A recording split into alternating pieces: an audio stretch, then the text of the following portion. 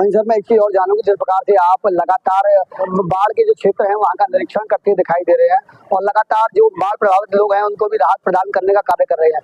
वहीं इसमें एक सवाल ये खड़ा होता है कि सर खादर में बड़ी संख्या में लोगों ने अवैध रूप से रहना प्रारंभ कर दिया है, अवैध रूप से कॉलोनी बच चुकी है, अवैध रूप से मकान बच चुके हैं, तो उन पर किस प्रकार से अब बाढ़ के बाद में कार्रवाई की जाएगी?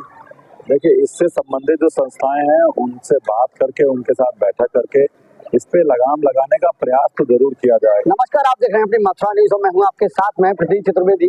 जिस प्रकार से मथुरा में इस वक्त बाढ़ के हालात हैं तो उसी से लगातार जो जिला प्रशासन है वह राहत प्रदान करने का कार्य कर रहा है और जिला प्रशासन के द्वारा कई शेल्टर होम बनाए गए हैं और जिला प्रशासन के जो अधिकारी हैं वह लगातार उनका निरीक्षण करते भी दिखाई दे रहे हैं। तो इस वक्त हम मौजूद हैं जयसिंहपुरा खादर में और यहाँ जहाँ माँ यमुना का जो पानी है, बाढ़ का जो पानी है वह लगातार भरा हुआ है, तो उसके दृष्टिगत जिला प्रशासन के द्वारा शेल्टर होम बनाए गए हैं और स्वयं एडीएम एफआर श्री पंकज वर्मा जी यहाँ का निरीक्षण कर रहे हैं और इनके द्वारा जो लोग यहाँ रह रहे हैं उनको कोई असुविधा ना हो इसके दृष्टिगत कार्य किया जा रहा है। तो जानेंगे इनसे कि जिस प्रकार से माँ यमुना लगातार अपने रौद्र रूप में आई थी, अब सौम्य रूप में आ रही है, तो किस प्रकार से माँ यमुना का जल कम होगा और किस प्रकार से इन लोगों को राहत प्रदान की जा रही है। जी सर। देखिए, कल सुबह 8 बजे लगभग यमुना जी में पीक आई थी। हाईएस्ट लेवल उस समय था हमारा 167.67 था। उसके बाद से लगभग कल दिन भर स्थिर रहा पानी और कल रात से ही पानी वापस जाना शुरू हुआ है और इस समय 167.52 तक पानी वापस जा चुका है। तो जो घटने की दर है, यमुना के नीचे उतरने की दर है, उससे ऐसा इंगित होता है कि कल शाम तक हमारा खतरे के निशान से नीचे तक पानी आ जाएगा। अभी तो आप देख रहे होंगे सभी जगह शेल्टर होम्स में हमारे जो स्वयंसेवी संस्थाएं भी लगी हुई हैं, सरकारी व्यवस्था भी लगी है, उनको खाना खिला रहे हैं। वहाँ स्थिति हमारे पूरी तरह नियंत्रण में है।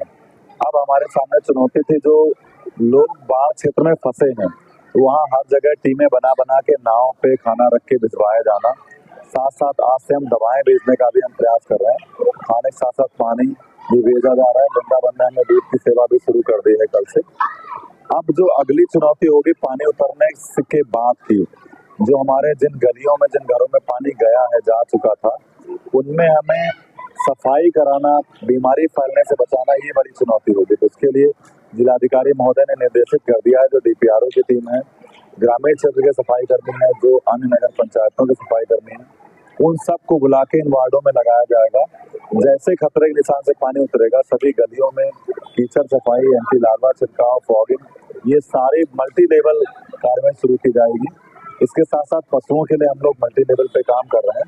उनको भी हम तभी उनके गौशाला या फिर जहाँ पर वो रह रहे हैं तो वहाँ तभी शिफ्ट करेंगे जब स्थिति वहाँ ठीक हो जाए, वहाँ की जो भूमि है वो मजबूत हो जाए और उनको भी, जो अभी वैक्सीनेशन का कार्य पहले भी चल रहा था, अब उनको भी बड़े लेवल पे मेडिकेशन की आवश्यकता होगी, उसकी तैयारी हम लोगों ने कर दी है। वहीं सर मैं एक चीज और जानूंगी, जिस प्रकार से आप लगातार बाढ़ के जो क्षेत्र हैं वहां का निरीक्षण करते दिखाई दे रहे हैं और लगातार जो बाढ़ प्रभावित लोग हैं उनको भी राहत प्रदान करने का कार्य कर रहे हैं, वहीं इसमें एक सवाल ये खड़ा होता है कि सर खादर में बड़ी संख्या में लोगों ने अवैध रूप से रहना प्रारंभ कर दिया है, अवैध रूप से कॉलोनी बच चुकी है, अवैध रूप से मकान बच चुके हैं, तो उन पर किस प्रकार से अब बाढ़ के बाद में कार्रवाई की जाएगी? देखिए, इससे संबंधित जो संस्थाएं हैं उनसे बात करके, उनके साथ बैठक करके इस पे लगाम लगाने का प्रयास तो जरूर किया जाएगा। लोग धनाभाव में ऐसे एरिया में सस्ती जमीन समझ के खरीद के बना लेते हैं और उसके बाद फिर जब बाढ़ या कोई ऐसी आपदा आती है तब उनको बहुत समस्या का सामना करना पड़ता है। कई बार हमें कह सकते हैं जानबूझकर खादर में घर बनाया जाता है, कई बार अनभिज्ञता की वजह से घर बना लेते हैं लोग, लेकिन इसमें जो जिम्मेदार संस्थाएं उनको आगे आके इसको देखना चाहिए। बाढ़ उतरते ही, वापस जाते ही, स्थिति सामान्य होते ही ऐसी संस्थाओं के साथ बैठक करके ऐसे निर्माण को हतोत्साहित किया जाएगा। जो फर्दर निर्माण न हो इस पे कार्रवाई जरूर करने का प्रयास करेंगे। तो दर्शकों, इस प्रकार से आपने सुना, ये थे हमारे साथ में एडीएम एफआर साहब पंकज वर्मा जी। इनके द्वारा कहा गया कि इस प्रकार से इस समय बाढ़ का माहौल है और लगातार माँ यमुना अपने जलस्तर में बढ़ोतरी हो रही थी, माँ यमुना रौद्र रूप को धारण कर रही थी, वहीं अब ये जलस्तर घटना प्रारंभ हो गया है। आज से माँ यमुना का जलस्तर घट रहा है और कल तक यह खतरे के निशान से भी नीचे शायद दिखाई देगी। वहीं इनके द्वारा जो शेल्टर होम बनाए गए हैं जहाँ लोग बाढ़ पीड़ित हैं वह रह रहे हैं, तो उनकी भी व्यवस्थाएं देखी जा रही है। लगातार ये निरीक्षण कर रहे हैं, स्वयं डीएम साहब उन क्षेत्रों का निरीक्षण कर रहे हैं और उनको कोई परेशानी ना हो इसका भी ध्यान रख रहे हैं। वहीं इनके द्वारा ये भी कहा जा रहा है कि जिस प्रकार से जो अवैध रूप से लोग मां यमुना की खाजा में रह रहे हैं, उन पर भी उनसे संबंधित जो संस्था है उनके साथ में बैठक कर उन लोगों पर कार्रवाई की जाएगी जिन लोगों ने खादर में कॉलोनी बनाई और मकान बनाए। फिलहाल मैं अपने सहयोगी के साथ प्रतीक चतुर्वेदी अपनी मथुरा न्यूज के लिए।